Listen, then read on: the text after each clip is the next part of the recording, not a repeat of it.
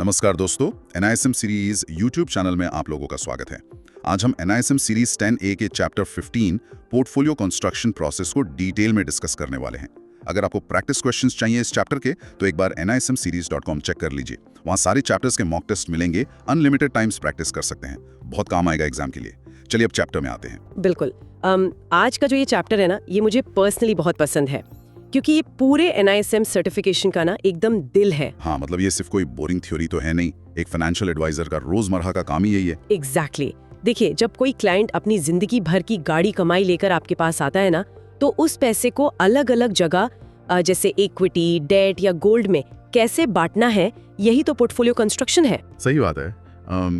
तो इस पूरे प्रोसेस को देखकर सबसे बड़ा सवाल जो स्टूडेंट्स के दिमाग में आता है वो ये है कि आखिर एक पोर्टफोलियो बनाने की शुरुआत कहाँ से होती है, मतलब पहला कदम क्या है।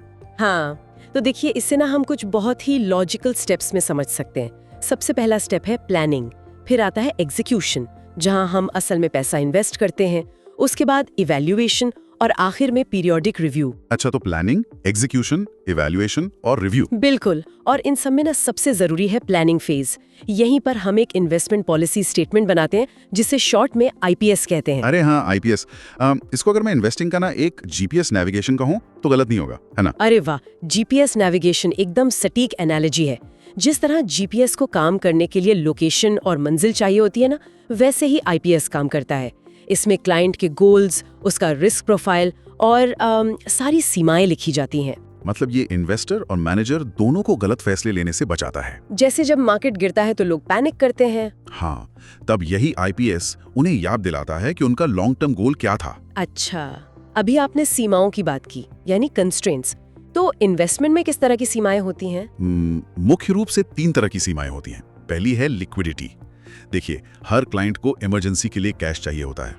कम से कम 2 से 3 महीने का खर्च लिक्विड फॉर्म में होना ही चाहिए। हाँ, मतलब अगर अगले ही महीने कोई मेडिकल इमरजेंसी आ जाए तो हम इक्विटी मार्केट पर निर्भर नहीं रह सकते। बिल्कुल सही। दूसरी सीमा होती है रेगुलेटरी कंस्ट्रेंट्स, यानी कानून आपको क्या करने की इजाजत देता है। इसका एक बहुत ही क्लासिक एग्जाम्पल है RBI का LRS। अच्छा, ये लिबरलाइज्ड रेमिटेंस स्कीम वाला नियम। हाँ, इसके तहत कोई भी भारतीय नागरिक 1 साल में $2,50,000 से ज्यादा विदेश में इन्वेस्ट नहीं कर सकता। तो अगर कोई इंटरनेशनल पोर्टफोलियो बनाना चाहता है तो उसे इस लिमिट का ध्यान रखना ही होगा। ये काफी इंपॉर्टेंट फैक्ट है एग्जाम के लिए। और तीसरी सीमा कौन सी है? तीसरी है एक्सपोजर लिमिट्स। जैसे सेबी के PMS रेगुलेशंस 2020 है ना, वो साफ कहते हैं कि आप कंसंट्रेशन रिस्क नहीं ले सकते। मतलब सारा पैसा एक ही कंपनी या सेक्टर में नहीं डाल सकते। एग्जैक्टली, एक ही टोकरी में सारे अंडे नहीं रखने हैं। और यहीं से कॉन्सेप्ट आता है एसेट एलोकेशन का। हाँ, और एसेट एलोकेशन को समझाने के लिए ना मैं अक्सर क्रिकेट का एक बहुत बढ़िया एग्जांपल देता हूँ। देखिए, जैसे क्रिकेट टीम में ना हम सिर्फ 11 फास्ट बॉलर्स तो नहीं रख सकते, हमें स्पिनर भी चाहिए, बैट्समैन भी चाहिए, विकेट कीपर भी चाहिए। बिल्कुल, क्योंकि पिच के हिसाब से हर खिलाड़ी का अपना रोल होता है। ठीक वैसे ही पोर्टफोलियो में अलग अलग एसेट क्लास चाहिए। इक्विटी आपका आक्रामक बैट्समैन है जो रन बनाएगा, और डेट आपके रिलायबल बॉलर्स हैं जो खराब मार्केट में विकेट बचाएंगे। ये क्रिकेट वाली एनालॉजी एकदम परफेक्ट है। लेकिन एक बात और है, अगर हम टीम में ऐसे 2 बैट्समैन रख लें जो एकदम एक ही जैसी बॉल पर आउट होते हैं तो रिस्क बढ़ जाएगा ना। हाँ बिल्कुल, और फाइनेंस की भाषा में इसी को हम कोरिलेशन कहते हैं ना। एकदम सही। कोरिलेशन यही मापता है कि 2 एसेट क्लास एक दूसरे के मुकाबले कैसा बर्ताव करते हैं। इसकी वैल्यू +1 से -1 के बीच होती है। अच्छा, तो अगर वैल्यू +1 है मतलब दोनों एसेट एक साथ ऊपर नीचे जाते हैं, तो ये तो अच्छी बात हुई ना। यही तो सबसे बड़ा ट्रैप है। लोग सिर्फ ऊपर जाने की सोचते हैं, लेकिन +1 का असली मतलब है कि जब मार्केट क्रैश होगा तो दोनों एसेट्स एक साथ गिरेंगे और पोर्टफोलियो आधा रह जाएगा। ओह, तो मतलब डाइवर्सिफिकेशन का असली फायदा तब है जब कोरिलेशन -1 हो। बिल्कुल, -1 मतलब एक ऊपर जाए तो दूसरा नीचे। इसका बेस्ट एग्जाम्पल है इक्विटी और गोल्ड। 2020 के कोविड क्रैश में जब शेयर्स गिर रहे थे तब गोल्ड ऊपर जा रहा था। इससे रिस्क बैलेंस हो जाता है। बहुत ही लॉजिकल है। लेकिन देखिए, ये तो हो गई नंबर्स और थ्योरी की बात। मार्केट में तो इंसान इन्वेस्ट करते हैं ना, और इंसान तो इमोशनल होते हैं। तो एक मैनेजर इससे कैसे हैंडल करता है? इसके लिए ना हम साइकोग्राफिक एनालिसिस करते हैं, और इसका सबसे फेमस मॉडल है BBNK मॉडल, यानी बैलार्ड बील एंड कैसर मॉडल। अच्छा, ये एग्जाम में बहुत बार आता है। हाँ, बहुत इंपॉर्टेंट है। ये मॉडल इन्वेस्टर्स को 2 पैमानों पर मापता है, कॉन्फिडेंस और केयरफुलनेस। इसके बेसिस पर 5 पर्सनैलिटीज होती हैं। ओके, तो पहली पर्सनालिटी कौन सी है? पहली है एडवेंचरर। ये लोग बहुत कॉन्फिडेंट होते हैं लेकिन केयरफुल बिल्कुल नहीं होते। जल्दबाज होते हैं और बिना सोचे समझे हाई रिस्क लेते हैं। और दूसरी है सेलिब्रिटी।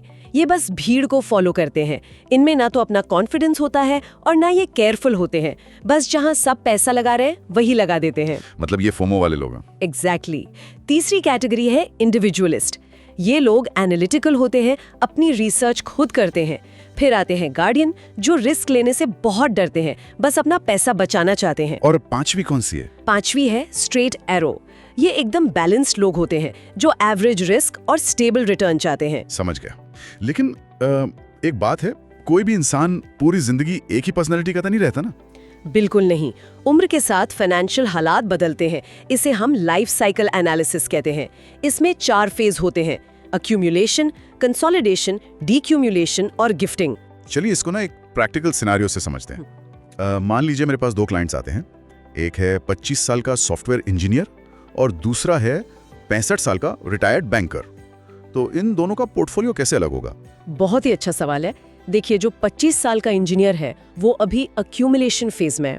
उसके पास समय है, कोई बड़ी देनदारी नहीं है, तो उसका रिस्क लेने का कैपेसिटी हाई है। उसका पैसा हम ज्यादातर इक्विटी में डालेंगे। हाँ, क्योंकि उसे इन्फ्लेशन को बीट करना है। बिल्कुल। लेकिन जो 65 साल का रिटायर्ड बैंकर है वो डीक्यूमुलेशन या स्पेंडिंग फेज में है।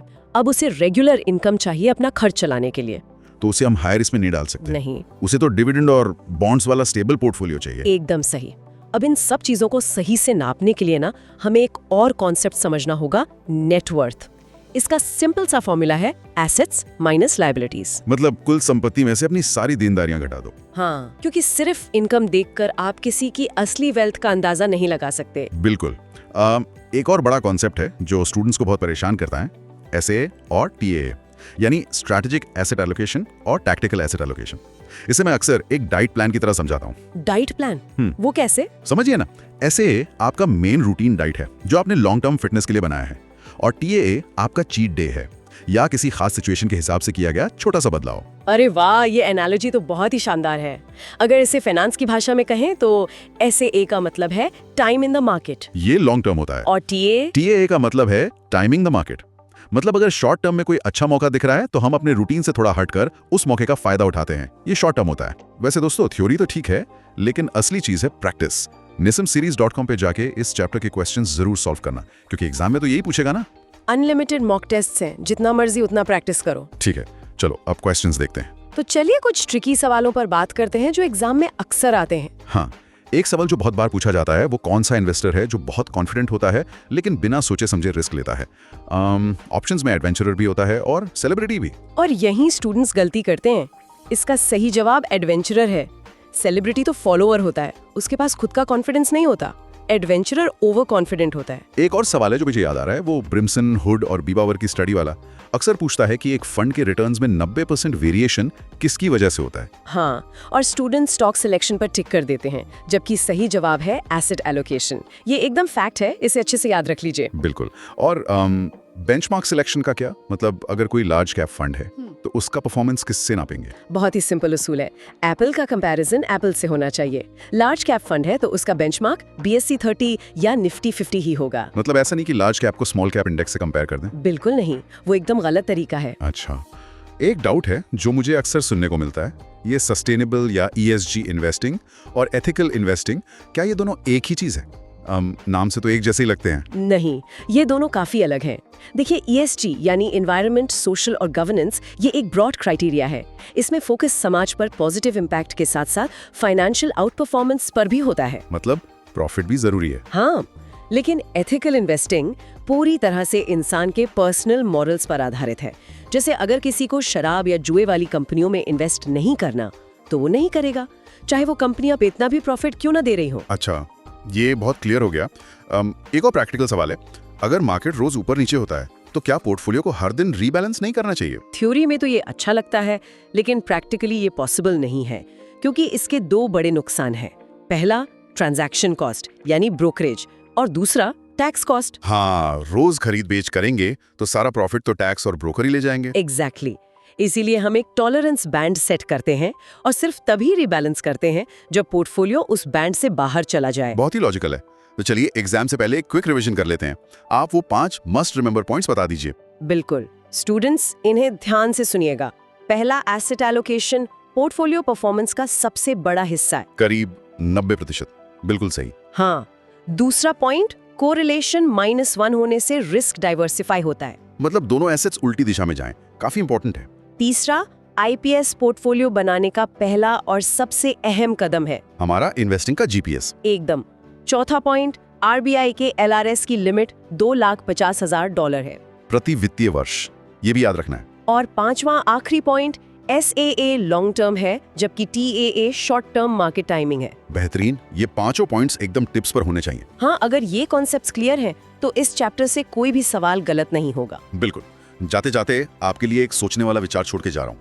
आज हमने बात की कि कैसे उम्र और मार्केट डायनामिक्स के साथ रिस्क बदलता है। तो क्या आपका अपना रिस्क प्रोफाइल समय के साथ नहीं बदलना चाहिए? क्या आज आपका पोर्टफोलियो आपके फ्यूचर गोल से अलाइन कर रहा है? इस पे विचार जरूर कीजिएगा। तो बस दोस्तों, चैप्टर खत्म। Thank you for watching. मुझे लगता है अच्छे से समझ आ गया होगा। आप करना क्या है, जाओ nismseries.com पे, वहां सारे चैप्टर्स के प्रैक्टिस टेस्ट हैं। इंडिया का सबसे ट्रस्टेड प्लेटफॉर्म है NISM प्रिपरेशन के लिए। जितना प्रैक्टिस करोगे उतना कॉन्फिडेंस बढ़ेगा। और हाँ, कोई डाउट हो इस चैप्टर में तो नीचे कमेंट में लिख देना। बाकी all the best for exam.